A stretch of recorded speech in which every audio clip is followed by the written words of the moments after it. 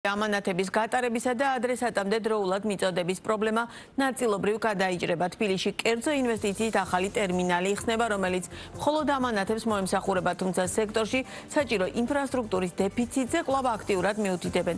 როგორ იყო ზაფხულის სამი თვე საფოსტო და საკურიერო ბიზნესისთვის და რა პროგნოზები კეთდება სექტორში? მარი მელიქიშვილი გვერდება ბიზნეს პარტნიორის ეთერში თემის დეტალებით.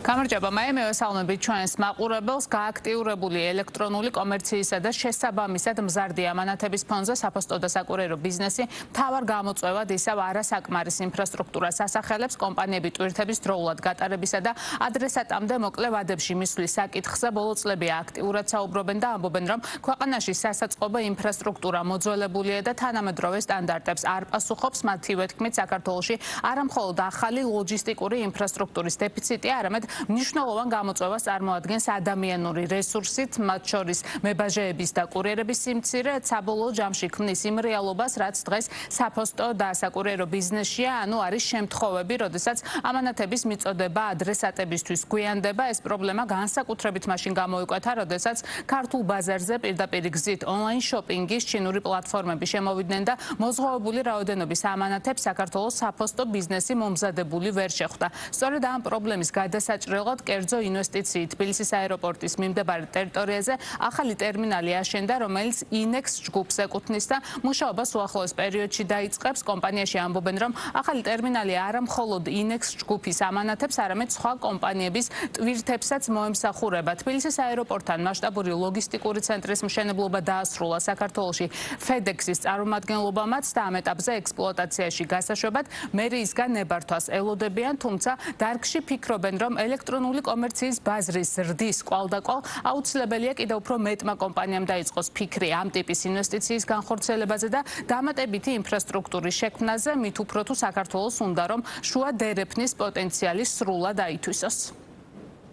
ქვეყანას გაუჩნდა ისეთი პერსპექტივა, როგორც არის შუა კორიდორი, რომელსაც ჭირდება აქტიურად მომსახურება, მაგრამ შუა კორიდორი ესე ზეცაში თავისით არ მოდის. ეს არის კონკრეტული ინფრასტრუქტურა, დაწყებული გზით, დამთავრებული ტერმინალებით, ავტოპარკებით, მომსახურე კომპანიებით და მათ შორის ტექნოლოგიებით, IT ტექნოლოგიებით. ეს ყველაფერი ერთად ჭრილში არის შუა კორიდორის პერსპექტივა, რომელიც ქვეყანას აქვს და აუცილებლად ვთვლი, რომ ეს ტენდენცია უნდა განვითარდეს და გაიზარდოს. აქედან გამომდინარე ზოგადად ქვეყანაში განვიხილავთ, რომ გადამზიდავები ფიქრობთ, რომ არის ინფრასტრუქტურის საკმაოდ კრიზისი.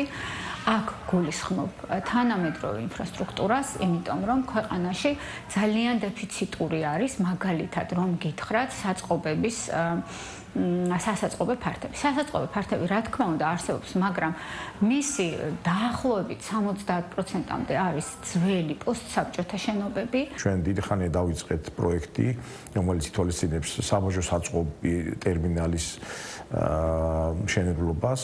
ეს მშენებლობა უკვე აქტიურად დასრულებულია და ძალიან მალე უახლოეს პერიოდში ჩვენ გავხსნით ტერმინალს.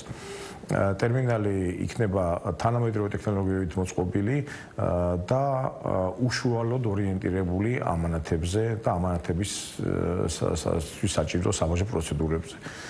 რაც მნიშვნელოვნად გაამარტივებს თვითონ ამ პროცედურას, ვადაშიც შეამცირებს მნიშვნელოვნად, ვინაიდან ტერმინალში იქნება ორი სკანერი, სადაც პარალელურ რეჟიმში შესაძლებელი იქნება ტვირთების დამუშავება და გატარება.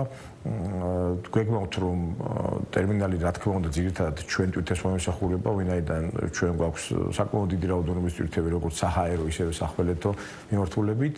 ასევე გვეგმავთ, რომ სხვა კომპანიებსაც გავუწიოთ სერვისი. რაც შეეხება ამანათების შემოსვლის დინამიკას, კომპანიებში ამბობენ, რომ ტვირთის მოცულობა წლიდან წლამდე საშუალოდ 10-დან 20%-მდე იზრდება. მზარდია როგორც საჰაერო, ისე სახმელეთო გზებით მიღებული ამანათების რიცხვი. მაგალითისთვის 2025 წლის პირველ ნახევარში საქართველოში საჰაერო გზით მიღებული ამანათების მოცულობა 66%-ით გაიზარდა და 16,000 ტონას მიაღწია. საფოსტო და საკურიერო ბიზნესში ამბობენ, რომ გზავნილების რაოდენობით ლიდერ პოზიციაზე ჩინეთი და ამერიკის შეერთებული შტატებია, თუმცა სექტორის წარმომადგენლები ამანათების შეფასებით თურქეთმა შეძლო ბოლო წლებში ჩინური პლატფორმების გამო დაკარგული პოზიციების დაბრუნება და წინა წლის ზაფხულთან შედარებით წელს აქედან შემოსული ამანათების რიცხვი თითქმის 100%-ით გაზრდილია. ამ ზრდას კერძო სექტორში თურქულ ონლაინ პლატფორმა Trendyol-თან თანამშრომლობის დაწყებას უკავშირებენ. ამანათები გაზრდილია ევროპული სახელმწიფოებიდანაც, კერძოდ იტალიიდან, საბერძნეთიდან და გერმანიიდან. რაც შეეხება ტარიფებს, ამჟამად ამანათების ჩამოტანის ტარიფები სტაბილურია და სექტორში ფასების მატებას ნაკლებად ვარაუდობენ.